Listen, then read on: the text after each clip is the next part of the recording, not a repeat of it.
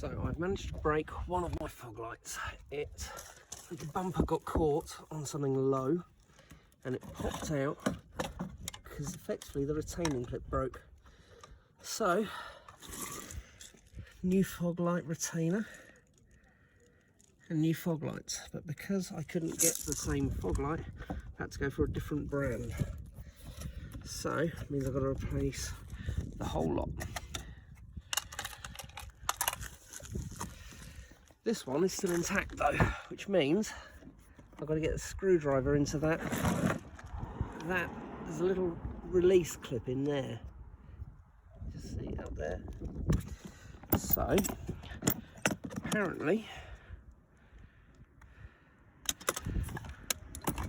I need to find a little screwdriver to squeeze in the gap. Is that one? Nope.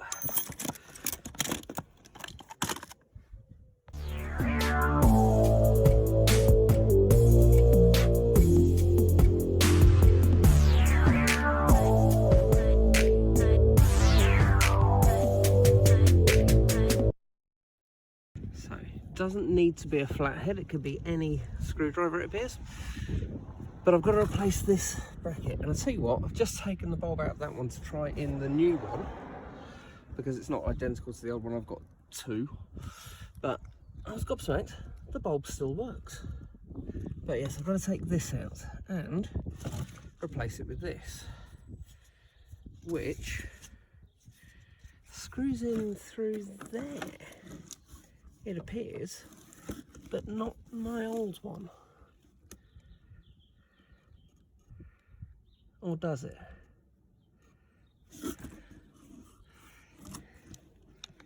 Could it be it's through there? I see. Yeah, there we go. Okay.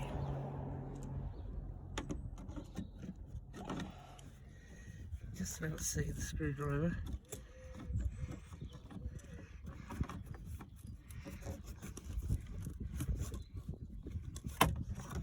Hopefully, or is that just for levelling? That's just for levelling. How do I get this in and out of there?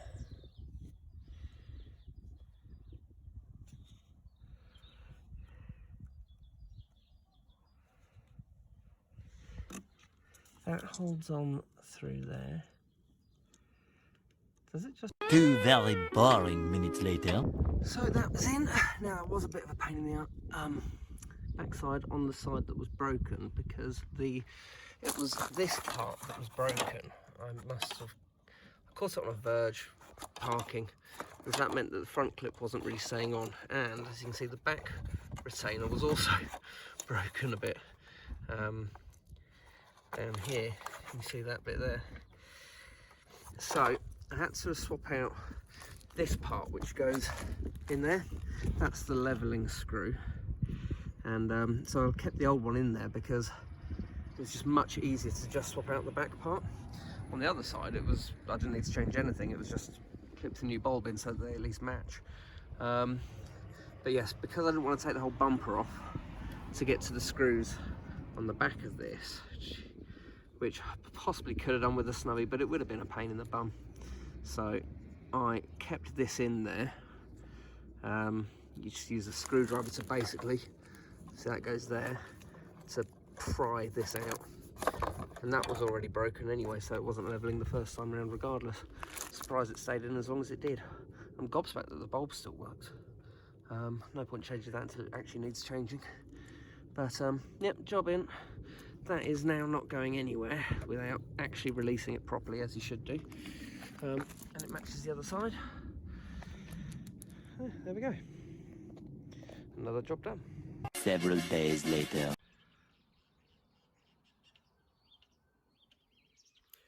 So, nice sunny day, Easter weekend, and time to fix the window. So, first things first, roof down and start stripping out the back of the car.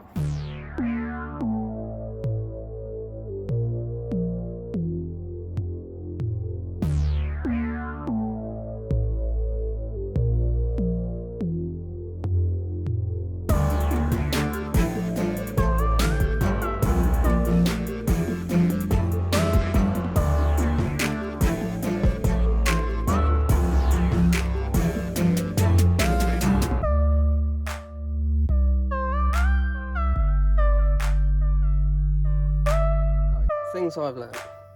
That screw, easy to get to. That one is really, really deep and will likely fall off into a bottomless cavern that you'll never ever retrieve. And so do something to your socket head to try and keep it on there. Same with that nut. That is deceptively easy to fall into there and wasn't on my replacement piece of glass. So, whereas this one actually arguably was even worse, but didn't come off. Oh no, that is the one. Sorry, that's the one that came off. That one I managed to keep because you can get your finger underneath it. That one you can retrieve. It's not so deep. I needed to invent a little sticky piece of stick to get it back out. Rather annoying. But there you go. That one I haven't been able to get out. Get back. It's so deep in there that I couldn't create a sticky stick long enough to even remotely find it, and I'm hoping it's not going to be an annoying rattle that's going to plague me for the rest of days. Otherwise I might just squirt some expanding foam down there to stop it at some point. And I'm hoping that without that bolt the window will be fine, at least temporarily. We'll see. But now I've got to adjust this window so that that gap isn't big enough to get your hand in, and so you need a, what do they call it? It's not a hex, a star, something like that. So that adjusts how far that screw goes into the glass. And so it will push the glass out, hopefully. Yep, there we go. I'll have to do the same with the other one. And when I've got it just so, I will be able to tighten these bad boys up.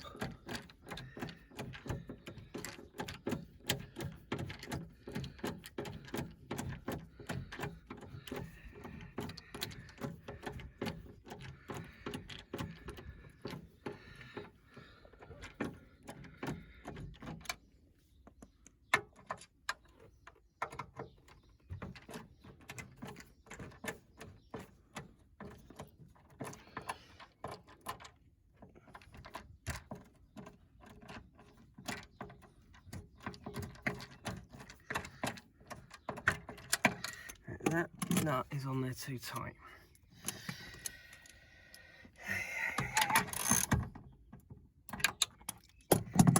So that's the danger. You've got to undo the nut. So to adjust the window so that it goes up just so, because what you want is that when these two windows are up, that rubber seal should just be touching all the way up. It should be held a bit better at the top there. Because obviously once that goes into the roof it'll be in the same track at the top, but that is a pretty good shut line. There's not much of an overlap with the glass. I'm hoping for a bit more than that. What's the other side like?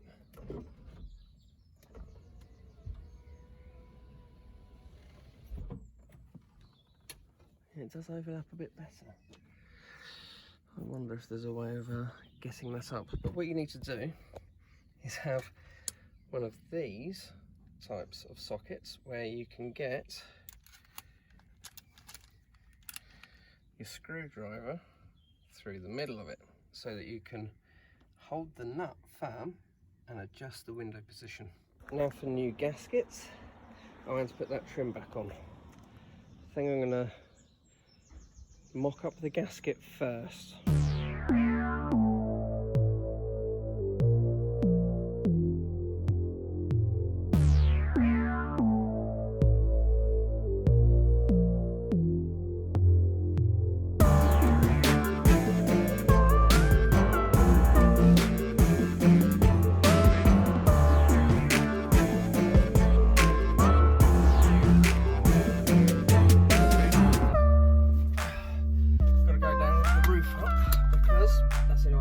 If I've solved the problem well enough.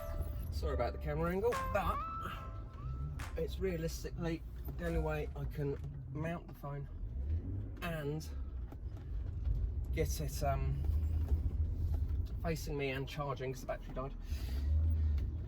That I could. But I will say already, it's quieter, much quieter in here. I can't believe the difference that has already made, and I'm only doing 30 miles an hour. But we'll get it onto the dual carriageway, take it up there, just make sure that at motorway speeds it's nice and quiet. Wow, I can't believe the difference. So just on the road that leads up to the dual carriageway.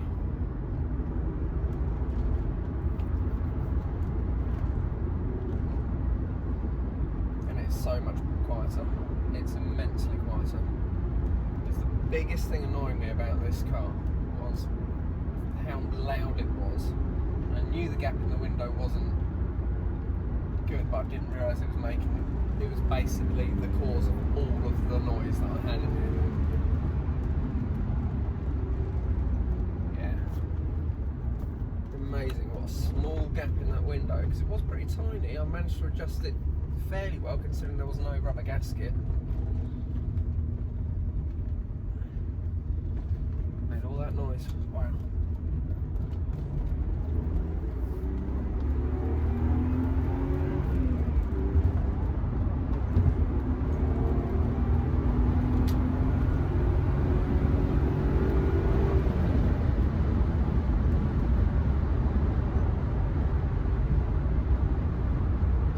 Is making a slight bit of wind noise, but it was just a hair over 70, which obviously I never drive over 70, so that won't bother me, except for maybe if it's blowing a hurricane outside as well, which we get very few of in southeast England.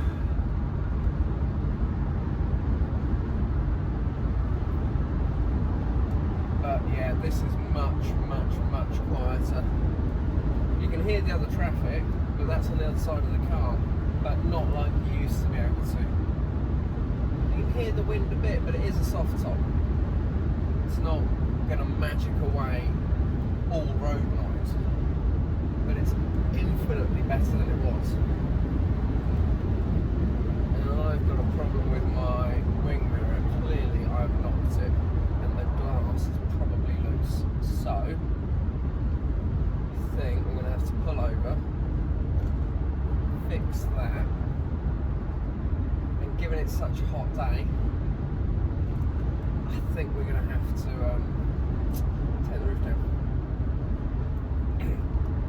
Okay, that lay-by's closed, that's annoying, but it's open on its way back.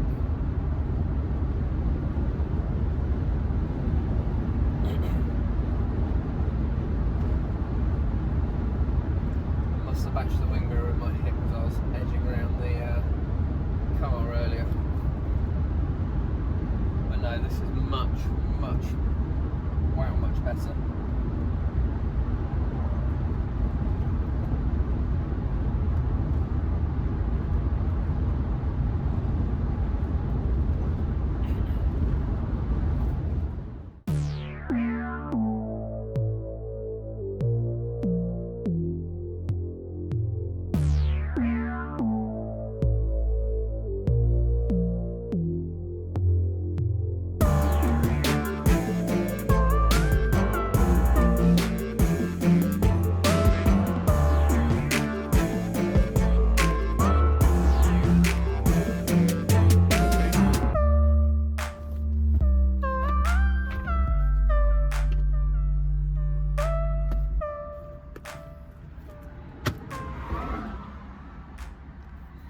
This is what convertibles are about.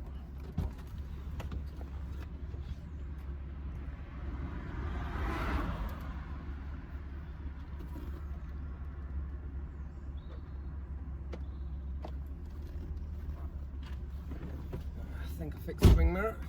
Glass is just a little bit loose. Oh, much better. All right.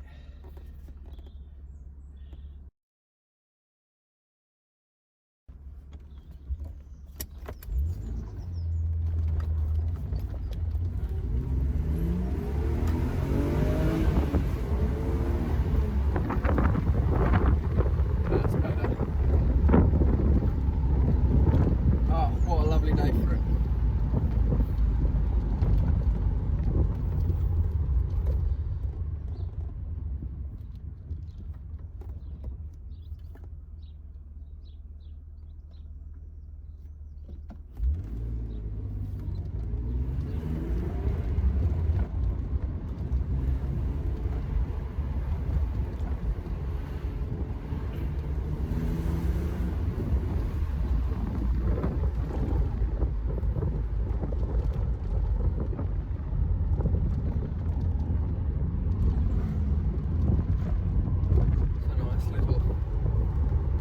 Back home through some of the B roads, roof down, listen to the 2.8 litre flat six, unimpeded, all throughout the villages.